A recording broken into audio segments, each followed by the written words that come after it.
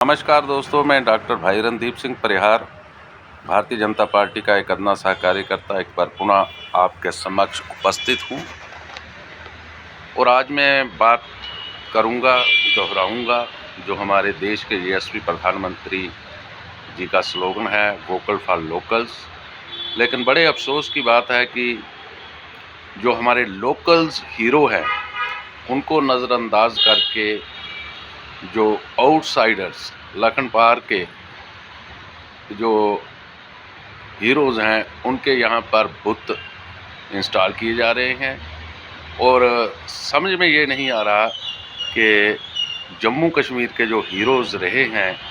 और जिन्होंने इस रियासत का गठन किया है और जिस रियासत का उन्होंने हिंदुस्तान में भाग किया, उनके साथ ऐसी बेईमानी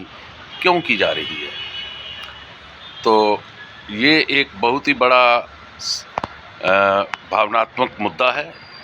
जिस पे आज मैं बात करना चाहूँगा। लद्दाख में बुत लगाने की बात हो या जम्मू कश्मीर यूनियन टेरिटरी में, तो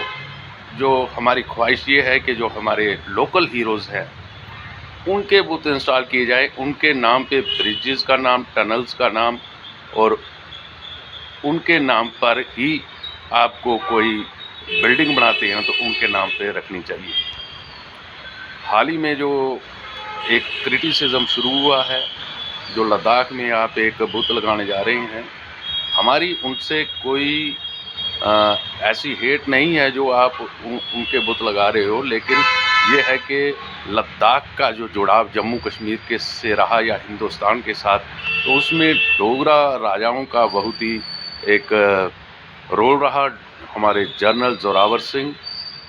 जिन्होंने लद्दाख पे फतेह हासिल की और जम्मू कश्मीर के साथ लद्दाख गिलगित बाल्टिस्तान को मिलाया और तिब्बत तक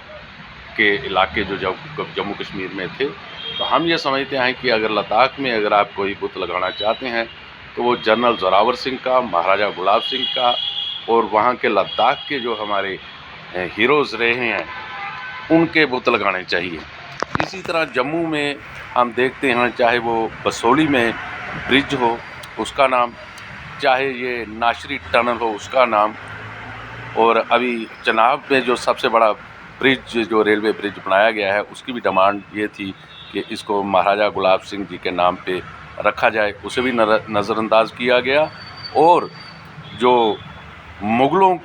के नाम पे जो मुग़ल रोड जिसे कहा जाता है, तो हमने कहा था कि इसका नाम महाराजा गुलाब सिंह मार्ग रखा जाना चाहिए, क्योंकि कश्मीर का जुड़ाव अगर जम्मू से हुआ है तो इट इज़ बिकॉज़ ऑफ महाराजा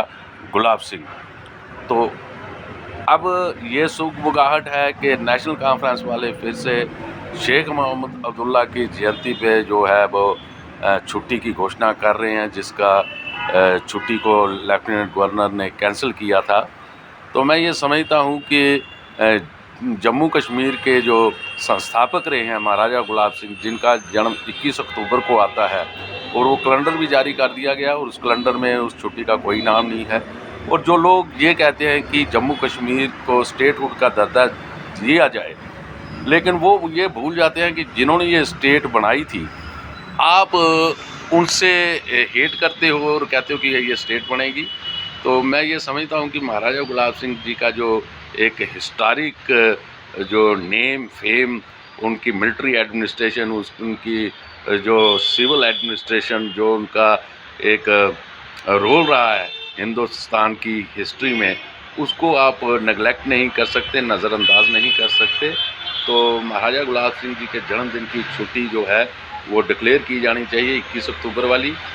और जो लोकल हीरोज़ की मैं बात कर रहा हूँ, चाहे वो पैलेस के साथ में किसी का बुत आपने खड़ा किया हो, जो सड़क 5 से नगरोटा की तरफ जाती है, वहाँ भी आपने बुत खड़ा किया, और पैलेस के साथ अगर किसी की बुत लगाना है तो वो तो हमारे जो महाराजा हैं उनके ही लगने चाहिए। और अंत में मैं यही कहूँगा कि जो हमारा रणभीर पैलेस है,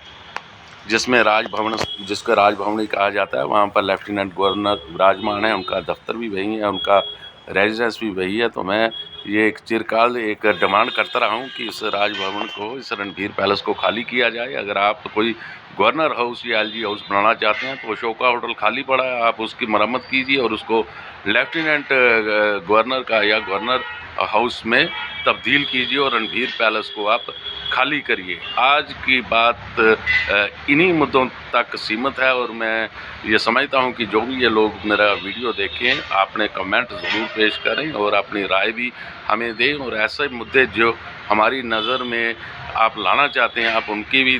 तस्दीक करें, हम उन पर भी ज़रूर अपनी राय रखेंगे। इन्हीं अल्फाज के साथ मैं आपको जाते जाते सबको नमस्कार, जय हिंद और सलाम पेश करता हूँ।